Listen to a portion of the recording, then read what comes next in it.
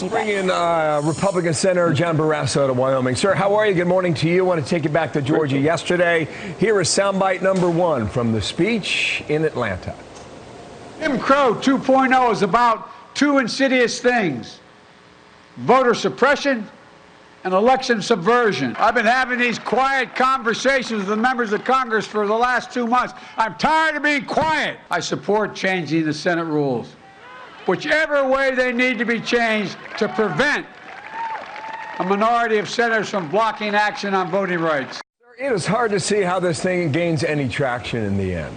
If that's the case, why are they giving this so much oxygen? Well, Bill, I saw the speech and I heard President Biden say, sadly, he said, the Senate is a shell of its former self. And I would say, sadly, Joe Biden is a shell of his former self. We are seeing a president who is overwhelmed and ineffective. And you saw that today with the inflation numbers. You see these record numbers of inflation. Joe Biden is the president of high prices. He's unable to cope with any of the issues facing our country today, whether it's the crisis of the border, whether it's COVID, crime in the cities. And he is tone deaf if he believes that changing election laws is what the American people are looking to in leadership right now.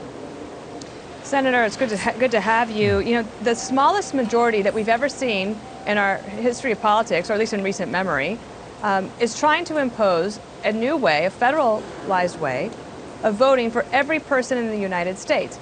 Isn't that exactly what the filibuster was created to prevent?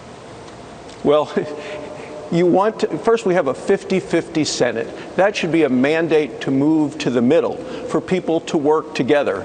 Instead, the Democrats want to rig the rules of the Senate so they can force through a very radical, extreme, dangerous, and scary agenda. And you know what it is. You report on this every day. It's trying to give amnesty to illegal immigrants. Some people want to give the vote to people who are here illegally.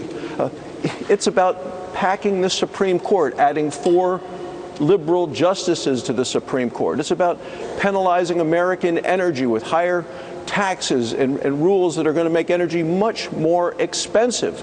So, you know, when the Republicans had the House, the Senate, and the White House, 33 Democrats signed a letter saying, don't change the filibuster. Chuck Schumer said it would be doomsday for democracy. That's what they want to do right now. Take away the voice, muzzle the voice and the votes of the minority party in the Senate. We're fighting it all the way. On that point right there, I was looking at this earlier. I got 32 Democrats signed that letter 5 years ago, 27 of whom are still in the Senate today. 27 of 32 are still in office in the U.S. Senate. I guess the answer to my question could be simply stated. We're talking about this, and we're not talking about inflation. We're not talking about the economy. And the polling that came out just a few days ago, you look at the top 4 or 5 issues in America today, they all center around people's money, Senator. Well, you're right. Actually, the most important issue, the Gallup poll, you got it, Bill. Economy, poor leadership, COVID, immigration. Down here at number 23, at the bottom of the list, is election reform. People care about their own lives. And when these new inflation numbers, Bill, came out today, 40-year high, what we see is for a family in Wyoming or across the country, it's going to cost $3,500 more this year just to maintain their standard of living compared to a year ago. But paychecks are not keeping up. Families are struggling. People that are hurt most, of course, seniors, people on a fixed income, young couples trying to get by. And it is the Biden policies. Dana, you said this at the beginning, at the top of the hour. It's the Biden policies that have caused this. It's the attack on American energy. They did that day one, killing the Keystone XL pipeline.